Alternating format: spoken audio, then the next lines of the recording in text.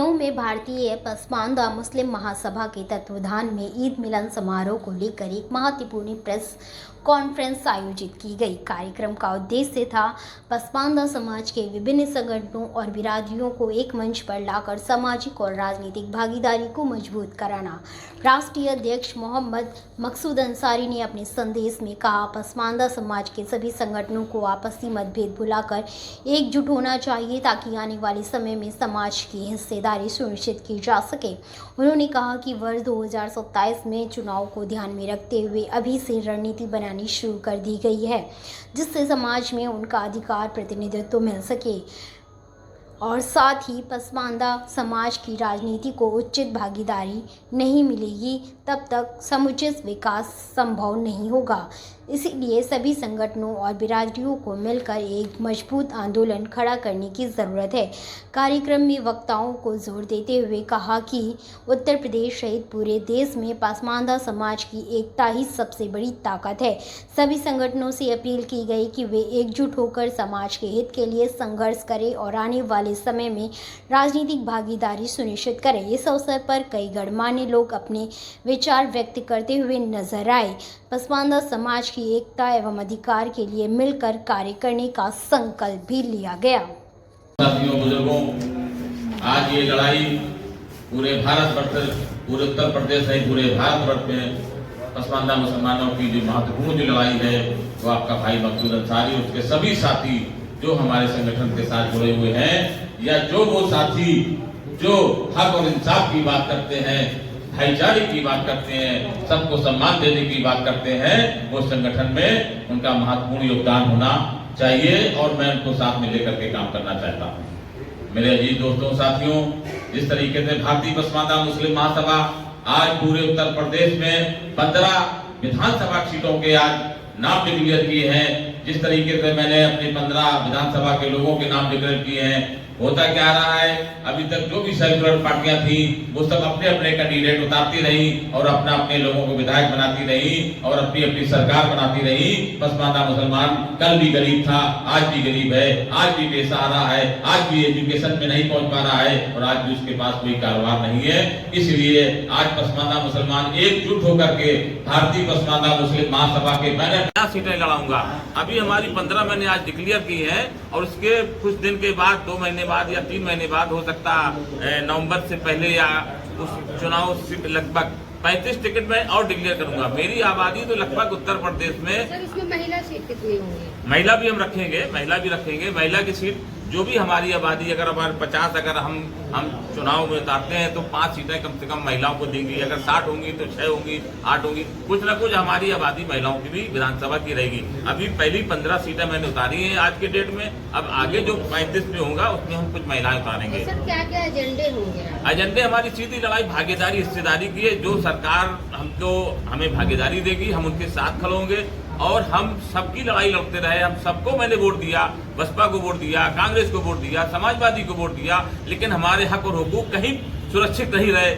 आज देख रहे हैं उत्तर प्रदेश में मस्जिदें तोड़ी जा रही हैं, मदरसे तोड़े जा रहे हैं, जाने कितना पसमानदा मुसलमानों पर जुल्म किया जा रहा है और हमारे दलित भाइयों के पर जुल्म हो रहा है। उनकी भी बात कोई कहने वाला नहीं है, कोई सुनने वाला नहीं है।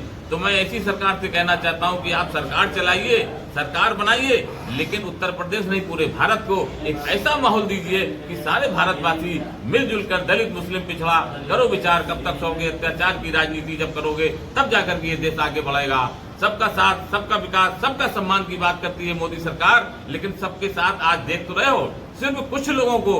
कानून भी उत्तर प्रदेश में ऐसा चल रहा है कि पसमानदा मुसलमानों का अलग कानून है और उनके जो लोग हैं उनका अलग कानून है। तो बस मेरा सीधा आप लोगों से ये कहना है कि हमारी जो हिस्सेदारी है, हमारी भागीदारी है, वो यही है कि हमारी जो भी सरकारें या जो भी सेक्युलर पार्टियां उत्तर प्रदेश में है, जो मुझे भागीदारी देगा, जो मुझे हिस्सेदारी देगा, जो हमारा डिप्टी सीएम बनाएगा, उसी के साथ में हमारा उनका गठबंधन होगा 2027 विधानसभा चुनाव में। सर, जैसा कि आपने कहा कि मस्जिदें तोड़ी जा रही है, लेकिन सरकार ये कहती है कि जो अवैध है, मैडम देखिए, अवैध 60 साल 70 साल उनको भी तोड़ा जा रहा है। नहीं, 60 साल 70 साल 100 साल की मस्जिदें बनी हैं, वो कैसे अवैध हो सकती है? उनके लोग कागज भी दिखा रहे हैं, सारी चीजें दिखा रहे हैं। अच्छा, जब बात अवैध की हो रही है, अगर कानून देश का अगर एक है, मैं ठीक हूँ। अच्छा, वो अवैध है अगर मस्जिद, तो आप तोड़ दीजिए। मंदिर भी तो कहीं ना कहीं अवैध होंगे, आप उस पर भी तो काम करिए भाई। देखिए, कानून सबके लिए होना चाहिए। ये कानून कहते नहीं है, अगर कानून है तो सबके लिए, हिंदू हो, मुस्लिम हो, सिख हो, ईसाई हो। अगर हमारा घर अगर अवैध है तो मेरा तोड़ दीजिए, कोई दिक्कत नहीं है। अगर किसी और का घर अगर अवैध है तो उसका भी तोड़िए। उसका वो हिंदू है तो उसका घर नहीं तोड़ेंगे, मुस्लिम है तो उसका घर तोड़ देंगे। तो ये कानून एक नहीं बना, ये फिर अलग अलग हुए क्या? हमारा देश संविधान से चलता है। बाबा साहब ने जो संविधान हमें दिया है वो देश संविधान चलता है। और अगर हम संविधान की मर्यादा में रह करके कोई भी काम करेंगे भाई, जब हम मुख्यमंत्री बनते हैं, विधायक बनते हैं, सांसद बनते हैं, जब हम शपथ लेते हैं संविधान की, तो शपथ संविधान के दायरे में रह करके हमको काम करना चाहिए, ना कि हम अलग अलग विचारधाराओं को रह करके काम करें कि नहीं वो बिरादरी से अलग है, वो छोटी बिरादरी का है, वो पसमानदा बिरादरी का है, वो दलित बिरादरी का है, तो उसके साथ अलग कानून के तरीके का। सर, भारतीय पसमानदा मुस्लिम महासभा एवं संयुक्त पसमानदा का आज ईद मिलन समारोह है और यूपी 15 विधानसभा सीटों से आपने घोषित किया है। आज कितने सदस्य यहाँ पर मौजूद हैं और कितने सदस्य आपने घोषित किए? सबसे पहले मैं अपने मीडिया के सभी साथियों का बहुत बहुत स्वागत और धन्यवाद करता हूँ। और आपके माध्यम से पूरे देश में ये खबर पहुँचनी चाहिए। भारतीय पसमानदा मुस्लिम महासभा पूरी मजबूती से भारत में अपने पसमानदा मुसलमानों की लड़ाई लड़ रहा है। और आज ईद मिलन समारोह में हमने 15 प्रत्याशी घोषित करने का काम किया है। कुछ प्रत्याशी हमारे आए हुए हैं और कुछ प्रत्याशी अभी आ रहे हैं, रास्ते में हैं। एक दो प्रत्याशियों के साथ कुछ घटना घट गई है। जैसे हमारे एक प्रत्याशी रामनगर के हैं, शरीफ राइन साहब, उनके साले साहब का एक्सीडेंट हो गया, वो उनकी मृत्यु हो गई, तो वो बेचारे नहीं आ पाए। मैं अब ईश्वर से दुआ करता हूँ। कितने जिलों से आए हैं सब? बाकी लोग आए हुए हैं। बाकी 15 प्रत्याशी के नाम मैं घोषित करता हूँ। मैं आपको सूची में इस प्रकार नाम 15 जिले से हैं लगभग, मैं नाम आपके सामने लेता हूँ। सबसे पहला नाम मैं लेता हूँ जुनैद अंसारी, लहरपुर सीतापुर से हैं। ये पूर्व मंत्री बुनियाद हुसैन अंसारी के बेटे हैं। ये सीतापुर के रहने वाले, लेकिन लहरपुर विधानसभा से ये चुनाव लड़ेंगे। आज अभी आ रहे होंगे, फिर रास्ता में है, अभी आए नहीं है। जुनैद अंसारी साहब, पहला नाम तो उनका लेता हूँ सीतापुर से। दूसरा शरीफ राइन साहब का नाम लेता हूँ, जो कुजला बिरादरी से आते हैं, राइन बिरादरी से आते हैं। इनका मैं बाराबंकी से रामनगर विधानसभा से इनका मैं डिक्लेयर करता हूँ और ये चुनाव लड़ेंगे और पूरी मजबूती से लड़ेंगे। नंबर 3 हमारे शादाब अंसारी साहब बैठे हुए हैं, गोरखपुर से हैं। ये गोरखपुर से ग्रामीण विधानसभा से ये चुनाव लड़ेंगे। ये तैयारी है पूरी, ये चुनाव वहाँ से लड़ेंगे और हम लोग पूरा सहयोग करेंगे। और शमीम अंसारी साहब बिजनौर से, वो भी रास्ता में है, अभी आ रहे हैं। नंबर 5 है रईस कुरैशी साहब बुलंदशहर से, ये कुरैशी समाज से आते हैं। रईस कुरैशी साहब वो भी रास्ता में है, कल उनका एक बड़ा प्रोग्राम था, अब उस वजह से रास्ता में है, वो भी आ रहे होंगे। सोहेल अंसारी साहब कानपुर से, जो पूर्व विधायक कैंट के हैं, वो भी कानपुर से 2027 का चुनाव लड़ेंगे। और इसाक अंसारी साहब संत कबीर नगर से हैं, विधानसभा की, ये भी इसाक अंसारी साहब वहाँ से चुनाव लड़ेंगे। हाजी परवेज आलम बरेली से हमारे सामने बैठे हुए हैं, हाजी परवेज आलम साहब, ये बरेली से चुनाव लड़ेंगे और पूरी मजबूती से संगठन और जो भी हमारी जो पार्टी जिससे हमारी गठबंधन होगा, उस गठबंधन के तहत हम लोग अपना प्रत्याशी जो उतार रहे हैं वो चुनाव लड़ेंगे। और उसके बाद RS उस्मानी साहब, पूर्व विधायक, पूर्व मंत्री, लखीमपुर से हैं, वो भी रास्ता में है, वो भी आ रहे हैं, वो वहाँ से चुनाव लड़ेंगे लखीमपुर से। इसके बाद अफजाल अंसारी साहब सुल्तानपुर से, सौली विधानसभा है 187, वहाँ से लड़ेंगे सुल्तानपुर से। और एक आपके भाई का नाम है, सामने बैठे हैं, अपना नाम मोहम्मद मकसूद अंसारी, विधानसभा कुर्सी 266। मैं पूर्व में भी वहाँ कुर्सी विधानसभा से चुनाव लड़ा था और इस बार भी 2027 की पूरी तैयारी है कुर्सी विधानसभा से चुनाव लड़ने की। शाहीन अंसारी साहब रानपुर स्वार सीट से हैं, जो हज कमेटी के सदस्य हैं, शाहीन अंसारी साहब, उनका भी मैं नाम देता हूं और वो भी शाहीन अंसारी साहब रामपुर से चुनाव लड़ेंगे। और अब्दुल रहमान अंसारी साहब आजमगढ़ के हैं, पूर्व प्रत्याशी, इनके भी आना था, आ रहे थे, लेकिन किसी वजह से कोई प्रॉब्लम हो गया, नहीं आ पाए। लेकिन ये अब्दुल रहमान अंसारी साहब ये आजमगढ़ से चुनाव लड़ेंगे विधानसभा। मुबीन गाजी कस्तबी हमारे साथ बैठे हुए हैं, कहाँ मुबीन भाई? जी जी, इधर आइए, सामने इस तरफ आइए। ये एडवोकेट है हाई कोर्ट में, मुबीन गाजी कस्तबी, ये गद्दी समाज से आते हैं, ये भी चुनाव लड़ेंगे लखनऊ सीट से।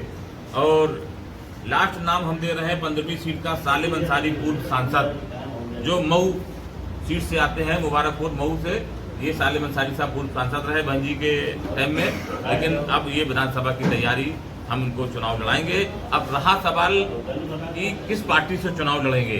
देखिए, हमारी लड़ाई सीधी हिस्सेदारी भागीदारी की है, न कि किसी को हराने जिताने का संकल्प हम नहीं लेते हैं। 70 साल से हमारे समाज ने यही कहा कि इसको हराइए, उसको हराइए, इसको जिताइए, लेकिन पसमानदा समाज को आज तक कुछ नहीं मिला। पसमानदा समाज अब किसी को हराने जिताने का काम नहीं करेगा। पसमानदा समाज अपने बच्चों के मुस्तकबिल को बनाने के लिए काम करेगा।